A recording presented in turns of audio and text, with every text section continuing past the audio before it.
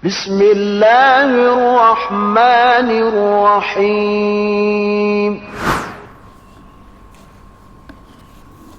Bismillahirrahmanirrahim. Assalamualaikum warahmatullahi wabarakatuh.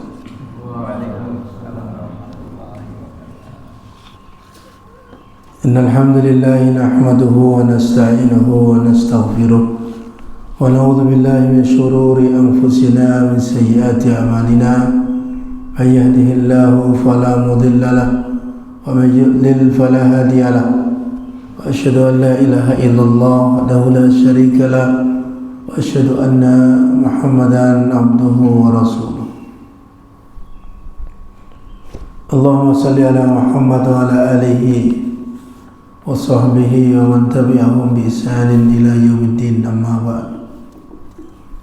Allahumma alimna ma yanfa'una wa anfa'na bima 'allamtana wa zidna ilman wa hudan wa tuqan wa salahan ya rabbal alamin. Pada pertemuan ke-16 ini insyaallah taala kita akan melanjutkan dalam baca Mukhtasar Sahih Al-Imam Al-Bukhari rahimahullah ta'ala,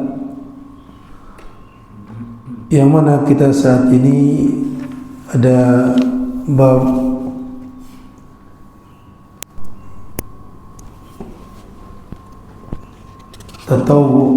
babun tatawwu qiyam Ramadan min al-iman, dari Kitabul Iman. Bab yang ke-27, babun tatawwu qiyam Ramadan min al-iman. Silakan dibaca. Babu tatawwu' qiyam Ramadan min al-iman. Qultu usnida fihi hadits Abi Hurairah al-ati fi kitab at-tarawih al-babil ula. Babil awal. Lanjutkan. Babu shaum Ramadana ihtisaban min al-iman. An Abi Hurairah qala Rasulullah sallallahu alaihi wasallam, man shama Ramadana imanan wa ihtisaban ghufira lahu ma taqaddama min dhanbihi. Pada bab yang ke-27 ini, babun tatawwu qiyam Ramadan minal iman. Bab tentang amalan sunnah yang disebut dengan tatawwu qiyam Ramadan, yaitu salat malam di bulan Ramadan, adalah termasuk keimanan. Qiyam Ramadan hukumnya sunnah, oleh karena itu disebut sebagai tatawwu, yaitu salat malam di bulan Ramadan. Yang dimaksud dengan al-qiyam di sini adalah qiyamu al-lail, yang dimulai dari setelah salat Isya sampai sebelum terbitnya fajar. Sebelum terbitnya fajar, ini waktu untuk qiyam Ramadan, waktu untuk melaksanakan salat malam di bulan Ramadan, baik itu di awal waktu, di tengah waktu, ataupun di akhir waktu. Dari waktu tersebut maka dia juga telah melakukan yang disebut qiyam Ramadan. Tentunya di sini Ramadan, para ulama menjelaskan, dia penuh melaksanakannya selama 1 bulan Ramadan. Jadi bukan sebagiannya, bukan sepertiganya, atau bukan 2/3-nya, tapi keseluruhan malam-malam bulan Ramadan. Itu amalan tersebut adalah termasuk bagian dari keimanan. Lalu Syekh Al-Albani mengatakan qultu usnida fihi hadis Abi Hurairah al-ati, ya, telah dibawakan di dalam bab ini hadis Abu Hurairah yang akan nanti disebutkan pada bab tentang salat tarawih. Apa hadisnya? Hadis Abu Hurairah yang dimaksud, hadis Abu Hurairah yang dimaksud adalah bahwa Nabi Hurairah radhiyallahu anhu anna Rasulullah sallallahu alaihi wasallam qala, Abu Hurairah radhiyallahu anhu meriwayatkan bahwa Rasulullah SAW bersabda, man qama ramadhana imanan wa ihtisaban ghufira lahu ma taqaddama min dhanbihi. Ya, man qama ramadhana imanan wa ihtisaban ghufira lahu ma taqaddama min dhanbihi. Barang siapa yang melaksanakan qiyam Ramadan, salat malam di malam-malam bulan Ramadan, imanan wa ihtisaban, ini kemarin sudah kita jelaskan pada bab, ya, orang yang melaksanakan qiyamul lail di malam Lailatul Qadar, imanan, mengimani bahwa Allah yang memerintahkan ini dan Allah akan memberikan balasan, sehingga dia ihtisaban, mengharapkan pahala yang telah Allah janjikan tersebut. Imanan wa ihtisaban, maka ghufira lahu ma taqaddama min dhanbi, akan diampuni baginya dosa-dosanya yang telah lalu, akan diampuni baginya dosanya yang telah lalu, yaitu ketika dia melaksanakan salah satu amalan sunnah ini di bulan Ramadan, yaitu qiyam Ramadan. Kemudian bab berikutnya, babun shaum Ramadan imanan ihtisaban minal iman. Babun shaum Ramadan ihtisaban minal iman. Bab berpuasa di bulan Ramadan karena mengharapkan pahala adalah merupakan keimanan. Di mana muallif rahimahullah membawakan hadis Abu Hurairah, an Abi Hurairah qala, dari Abu Hurairah radhiyallahu anhu beliau mengatakan, qala Rasulullah sallallahu alaihi wasallam, bahwa Rasulullah sallallahu alaihi wasallam bersabda, man shoma ramadhana imanan wa ihtisaban ghufira lahu ma taqaddama min dhanbihi. Orang yang berpuasa pada bulan Ramadan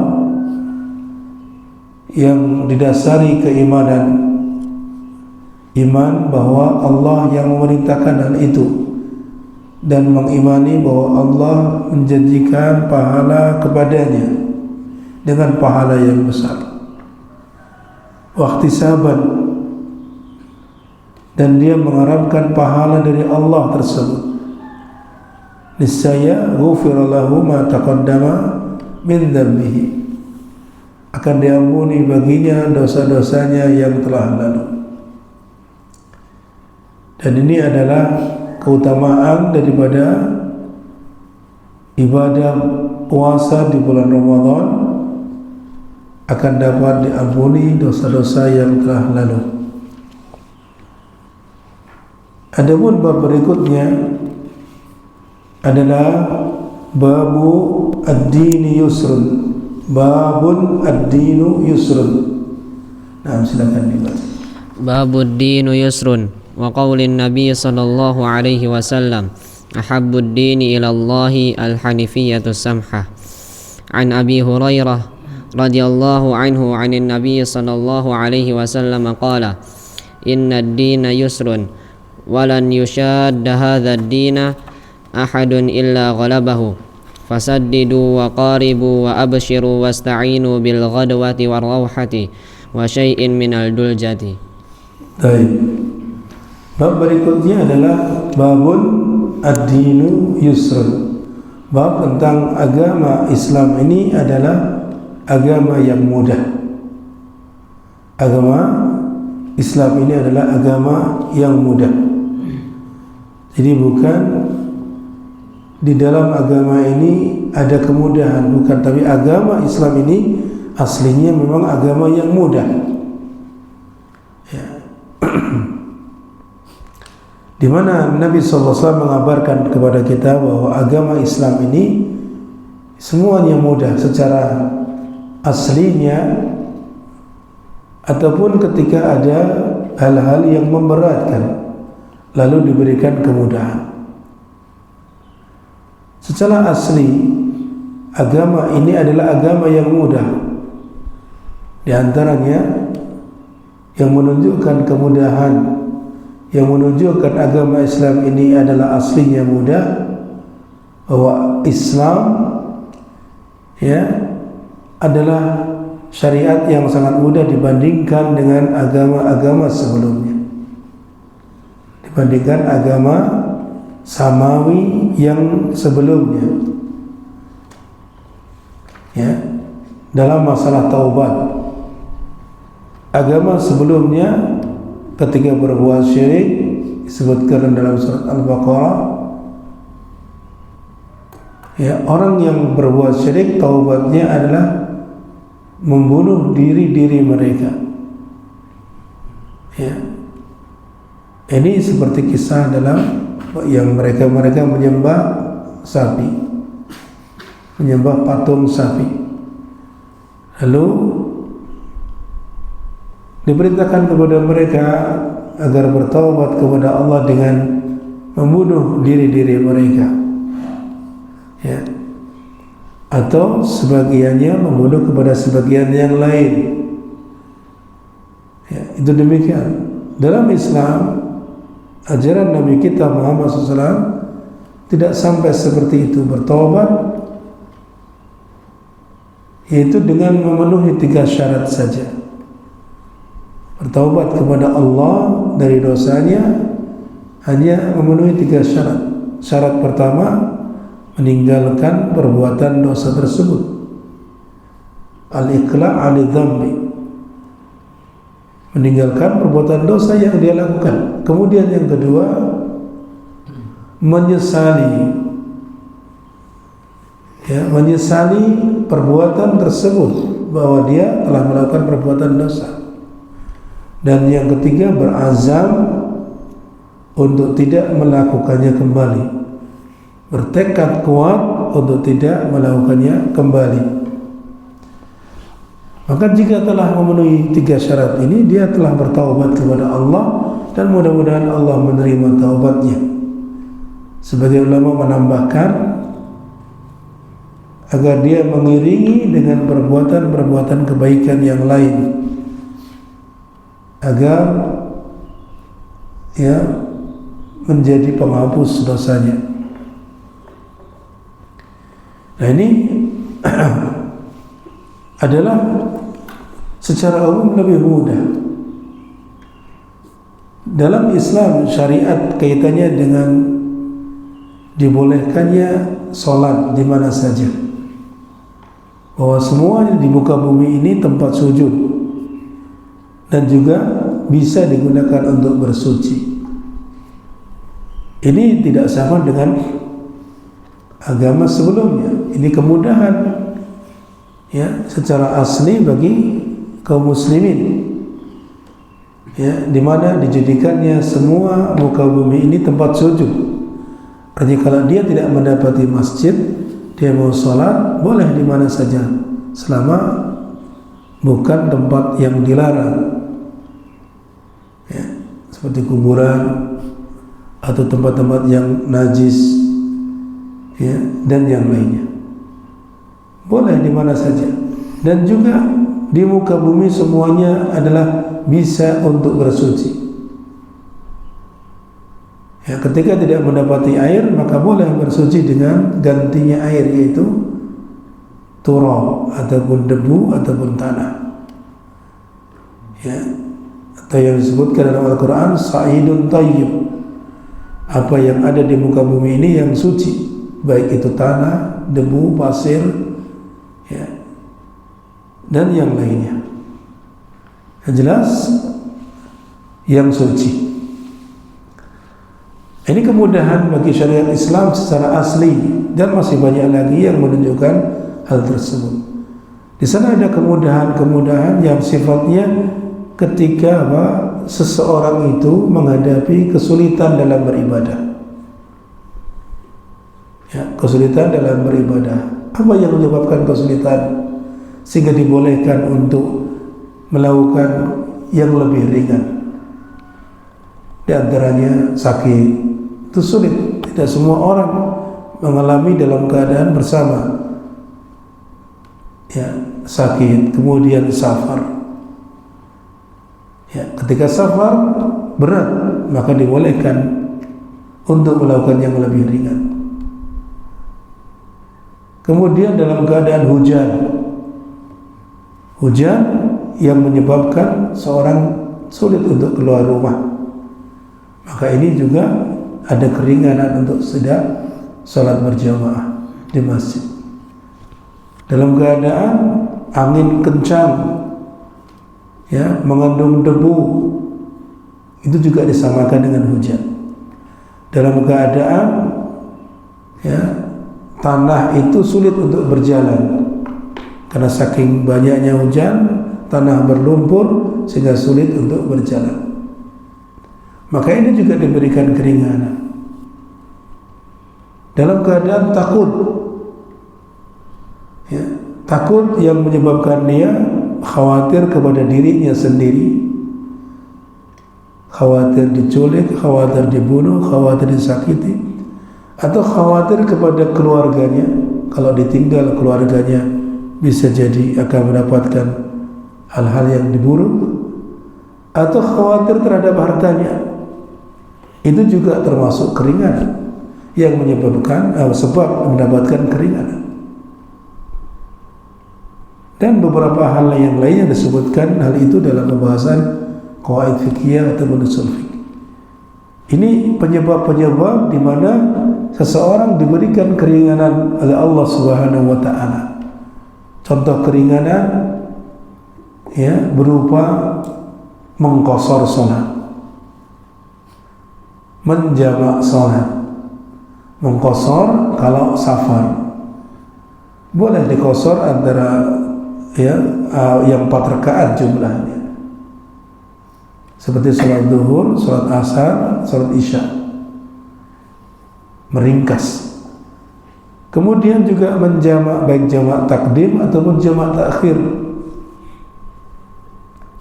Ya, maksudnya menjamak itu melaksanakan 2 salat dalam satu waktu. Kalau takdim berarti di waktu yang pertama, kalau takhir berarti di waktu yang terakhir. Ini juga keringanan bagi mereka yang safar, bagi mereka yang dalam keadaan sakit, itu dibolehkan menjamak. Bagi yang mereka mendapati hujan deras, ya, dan ini yang jarang dipraktekkan. Ketika hujan deras, orang susah menuju ke masjid, maka disunahkan untuk menjamak, baik itu jamak takdim atau jamak takhir. Kemudian yang berikutnya, dalam keadaan apa? Boleh mendapatkan keringanan seperti yang tadinya berkewajiban untuk sholat jamaah diringankan untuk tidak melakukannya. Ini dengan isqat, menggugur kewajibannya. Ya. Safar tidak wajib baginya sholat berjamaah, tidak pula wajib baginya sholat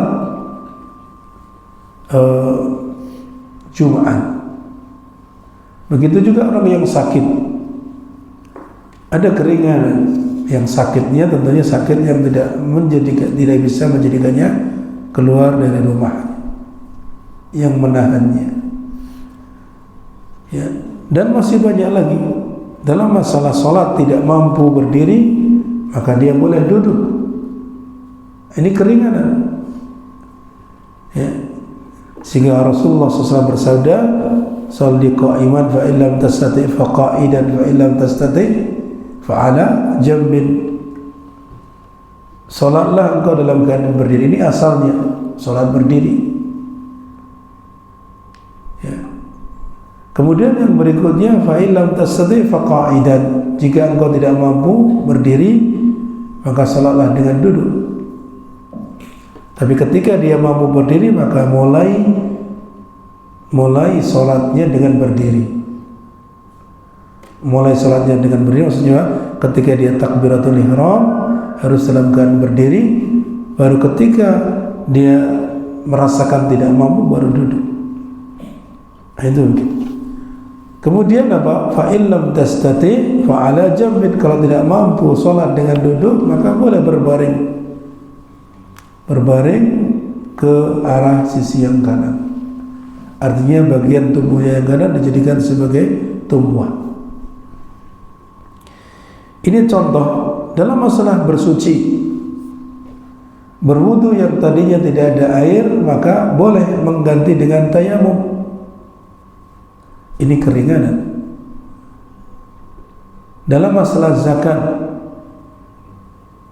ya, zakat juga begitu. Bagi yang mampu saja, ketika hartanya tidak mencapai nisab, ya, tidak mencapai apa?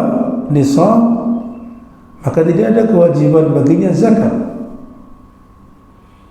Kalau dia mengeluarkan pun, baik itu mengeluarkan zakatnya atau mengeluarkan sedekah karena belum sampai zakat atau belum sampai kewajiban zakat, kalau dia keluarkan sedekahnya, maka itu akan dilipat gandakan pahalanya di sisi Allah Subhanahu wa taala. Allah tidak menyia-nyiakan, di mana Allah taala berfirman, "Kamatsali habbatin ambatat sab'a sanabila fi kulli sumbulatin mi'atu habbah." Ya, orang yang bersedekah, berinfak jalan Allah, baik itu yang wajib ataupun yang sunnah, itu diibaratkan seperti dia memiliki satu biji. Yang satu biji itu ditanam, kemudian apa? Akan tumbuh 7 tangkai. Ya, ambatat sab'a sanabil, ada 7 tangkai. Yang setiap tangkainya tersebut ada 100 buah. 1 jadi satu biji menjadi berapa? 700 buah. Ini tidak lain adalah ketika seorang melakukan satu amalan, itu bisa dilipat gandakan sampai 700 kali lipat. Dan itu menunjukkan bahwa amalan tersebut sangatlah bernilai tinggi di sisi Allah Subhanahu wa ta'ala. Dan ini kemudahan, amalan sedikit pahalanya besar. Dalam masalah ini haji juga demikian, haji yang mampu saja, yang tidak mampu tidak ada kewajiban. Dan seperti itulah keumuman si ibadah-ibadah yang Allah syariatkan, di mana di sana ada kemudahan-kemudahan bagi yang mendapati kesulitan.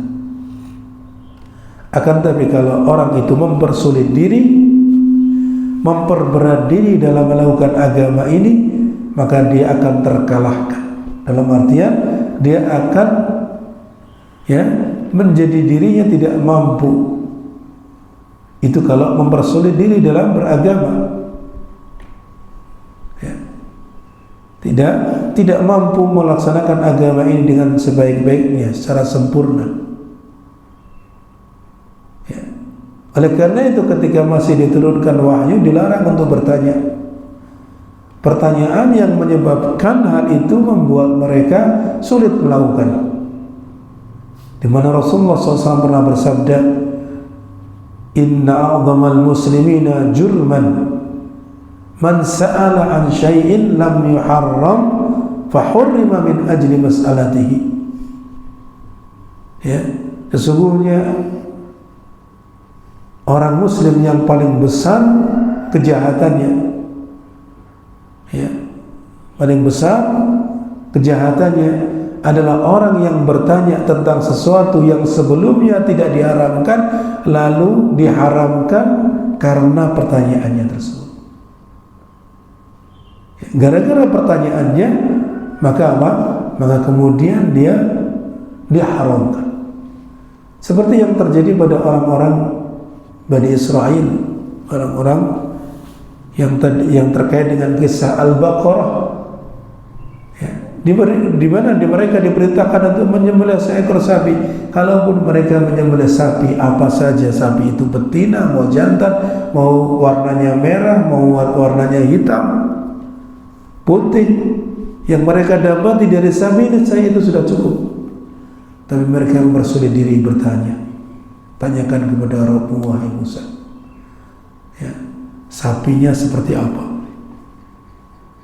Ya. Baru kemudian dijelaskan, ya, ditanya lagi warnanya apa, sampai 3 kali. Maka kemudian mereka sulit mendapatkannya. Bahkan ketika mendapatkannya itu pun satu dan harganya sangat mahal. Akhirnya mereka sulit untuk melakukannya, dan hampir-hampir mereka tidak bisa mendapatinya. Nah, ini adalah yang dilarang oleh Rasulullah SAW yang terkait dengan masalah memperberat secara syar'i. Kan tapi ketika ayat ini ketika wahyu tidak turun lagi, di mana syariat sudah menetap, tidak lagi berubah, maka dalam hal memperberat kaitannya dengan syariat ini tidak ada lagi. Yang ada sekarang ini adalah yang bersifat qadari. Dia mempersulit diri, kemudian Allah takdirkan dia sulit melakukannya. Ya, contohnya terkait dengan orang yang misalkan bersuci, berwas-wasnya, baik itu suci dengan berwudu ataupun mandi. Ada orang yang diuji, orang yang dijadikan mereka hasil awalnya hanya sekedar mungkin khawatir saja. Dia bersuci misalkan wudu, oh tadi kayaknya bagian sini belum kena, ulangi lagi wudunya. Oh tadi kayaknya bagian kepala masih sebagian, diulangi lagi. Kayaknya tadi kaki juga belum semua, akhirnya diulangi dari awal sampai airnya habis belum selesai. Sampai waktu sholat sudah selesai, jamaah sudah habis, dia belum selesai wudhu. Ini orang yang tertimpa padanya was-was, akhirnya menjadi sulit baginya. Allah persulit sekalian. Dan ada orang-orang yang semacam ini, saya pernah mendengar, dia mandi, ya, tidak selesai mandi sampai air yang ada di baknya itu habis. Padahal banyak baknya itu. Ya, kecuali 1 ember, 2 ember mungkin tidak usah. Tapi ini bak besar. Dia tidak merasa puas, belum selesai mandi dan jalan baknya, kecuali airnya sudah habis. Ini kan memperberat diri, menyusahkan diri sendirinya, sehingga Allah jadikan dia persulit dengan keadaannya. Dan ini yang kaitannya dengan tasdid qadari, artinya dia persulit diri aslinya padahal mudah, tapi dia persulit dirinya, kemudian Allah tetapkan dia sulit untuk melakukannya dengan munculnya ada was-was di dalam hatinya. Ya. Dan demikian pula salat juga begitu. Allahu Akbar, diulangi lagi, Allahu Akbar, ya, kemudian dia mencari suasana yang nyaman, ulangi lagi sampai imamnya selesai, belum selesai takbir, ya. Atau imamnya ruku, dia baru mulai, kemudian khawatir tertinggal, lalu kemudian kenapa tidak dari awal begitu?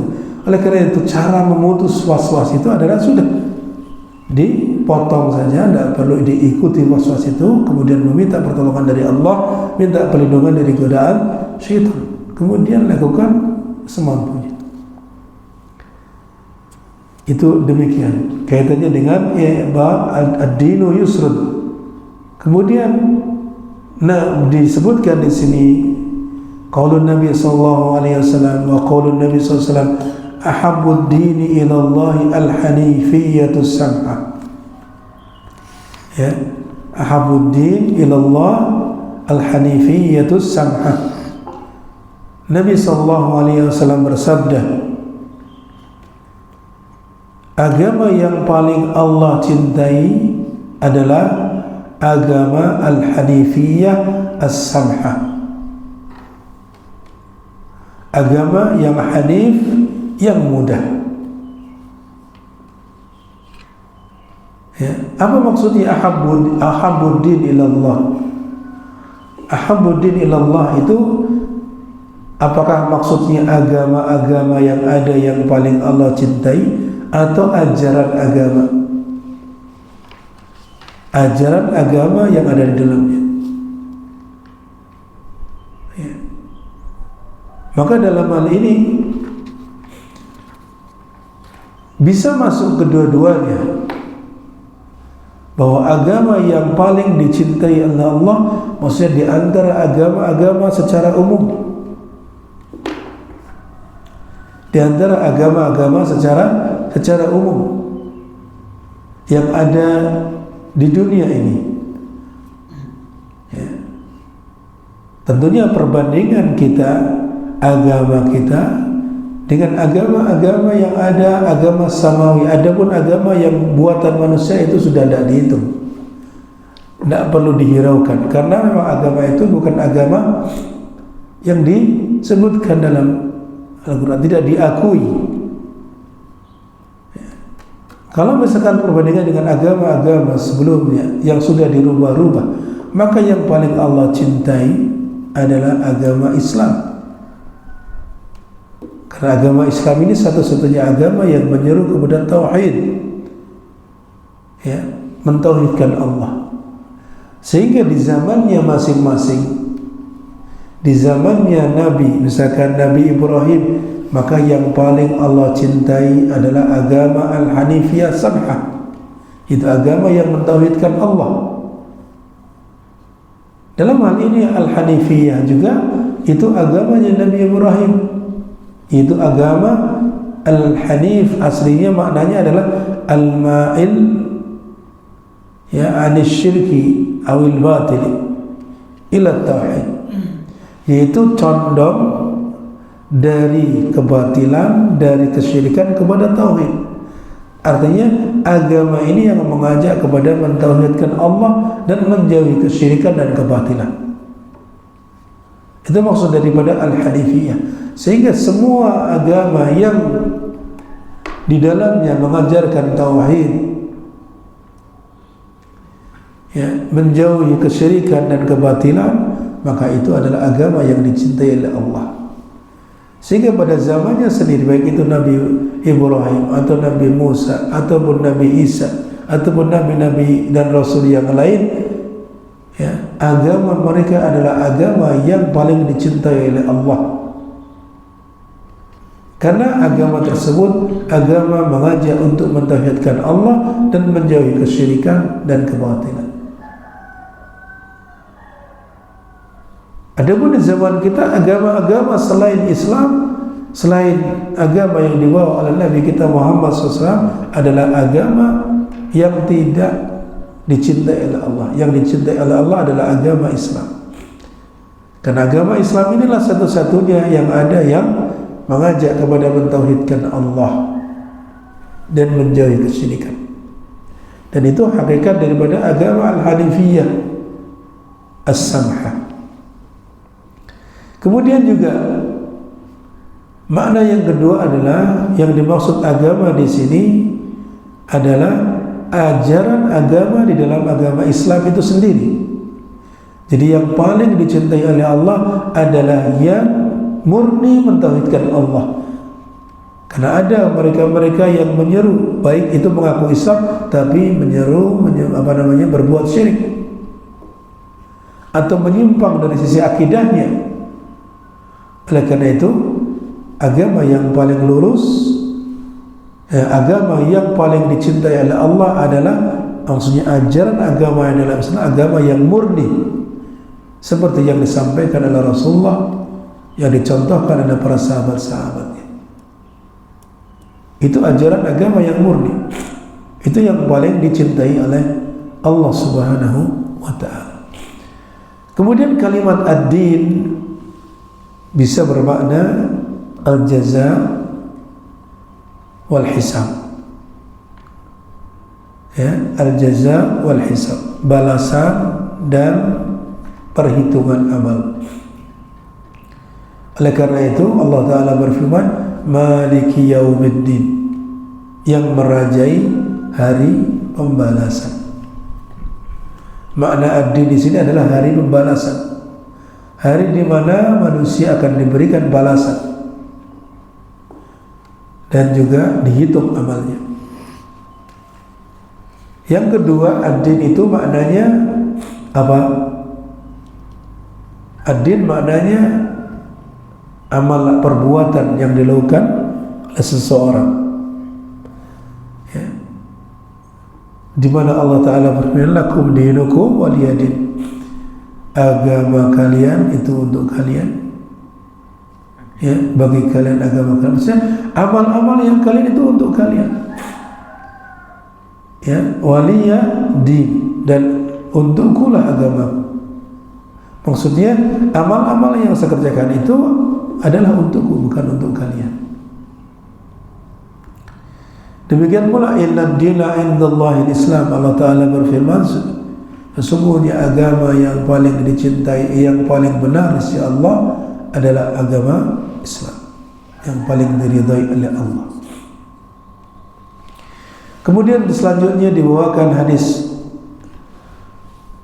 Rasulullah SAW yang diriwayatkan oleh Abu Hurairah radhiyallahu anhu, di mana disebutkan Nabi Hurairah radhiyallahu anhu dari Nabi sallallahu alaihi wasallam, dari Abu Hurairah radhiyallahu anhu dari Nabi sallallahu alaihi wasallam, beliau bersabda, inna dina yusrun, sesungguhnya agama ini adalah agama yang mudah. Walan yushadda dina ahadun illa ghalabahu, ya, tidaklah seseorang itu mempersulit dirinya dalam beragama, memperberat dirinya, artinya berlebihan dalam beragama, mempersulit dirinya dalam beragama, illa ghalabah, kecuali agama itu akan mengalahkannya. Maksudnya dia akan berat melakukannya, tidak mampu melakukannya dengan sempurna. Oleh karena itu Rasulullah SAW menyarankan, ya, agar melakukannya sesuai kebenaran.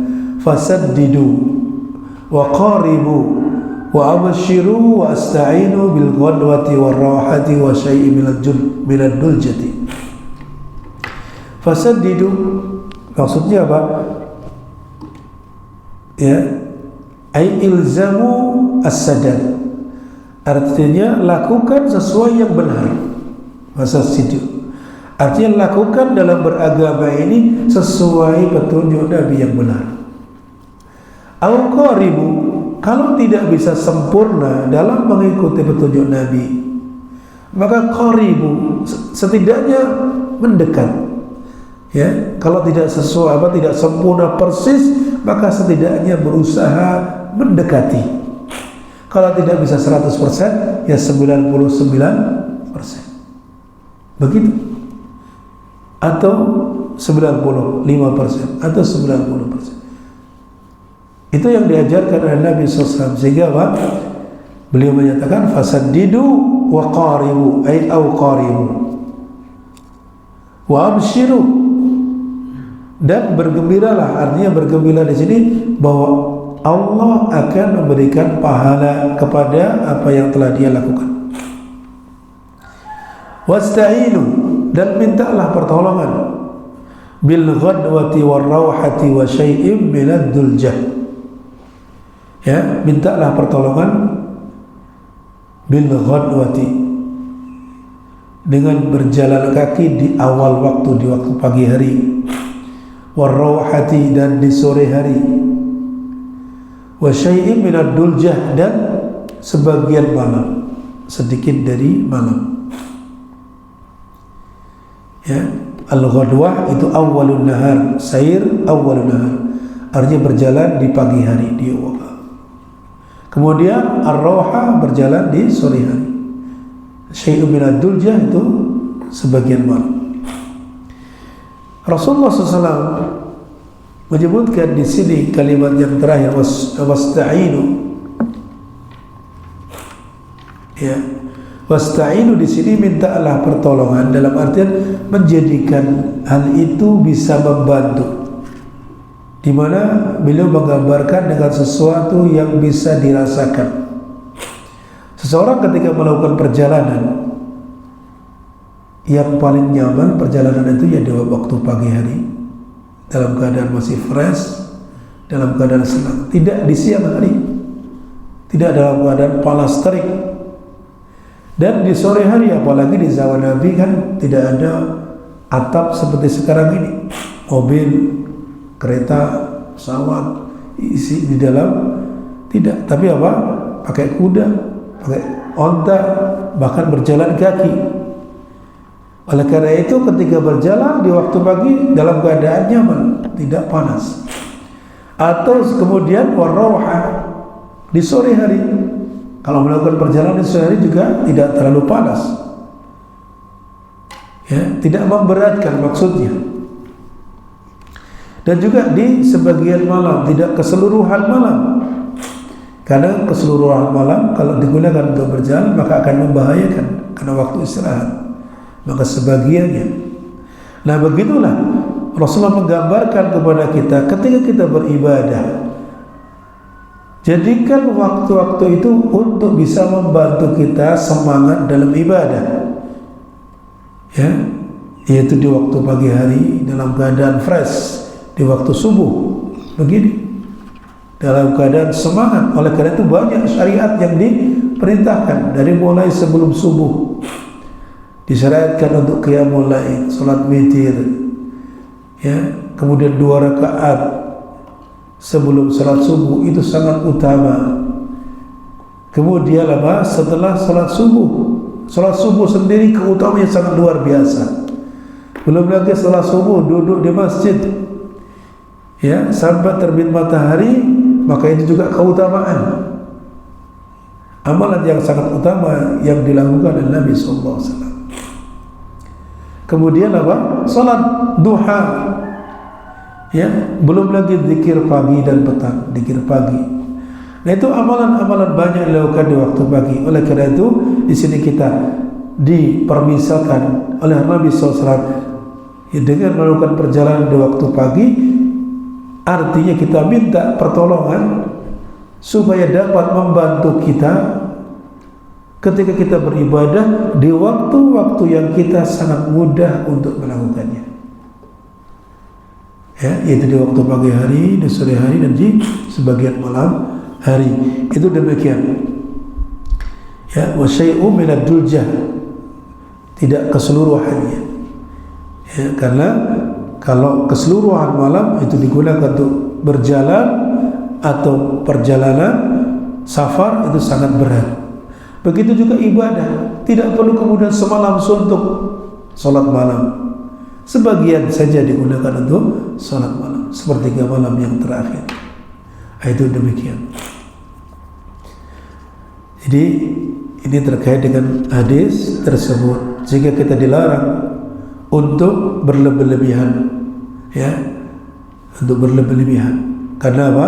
Ketika berlebih-lebihan akan memberatkan dirinya sendiri. Sebagaimana hal itu ada dikabarkan 3 orang, ya, yang ketika itu didengar oleh Nabi SAW mereka berbicara. Yang pertama mengatakan ketika mendengar apa?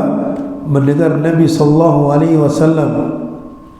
beliau sudah diampuni dosa-dosanya yang telah lalu dan yang akan datang, tapi tetap saja beliau beribadah kepada Allah sampai kakinya bengkak-bengkak, ya.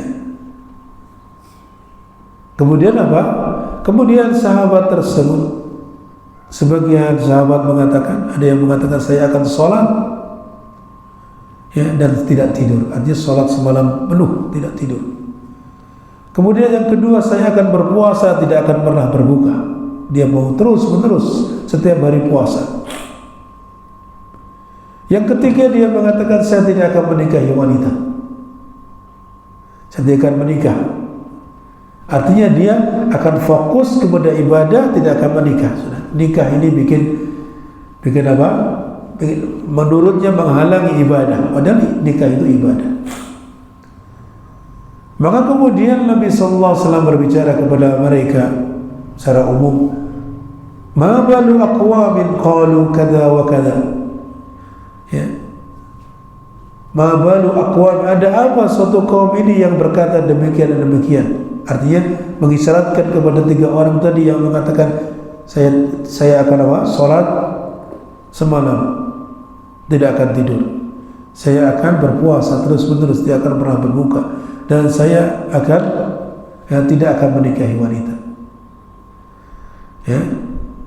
Maka kemudian Nabi SAW mengatakan, lakinni usolli wa anam, akan tapi saya sholat dan saya juga tidur. Wa asumu wa uftir, saya berpuasa, saya juga berbuka. Artinya tidak berpuasa, kadang berpuasa, kadang tidak. Wa atazawwajun nisa, dan saya juga menikahi wanita. Ya, faman raghiba an sunnati falaysa minni. Barang siapa yang tidak suka dengan sunnahku, barang siapa yang benci dengan sunnahku, maka bukan dari golonganku.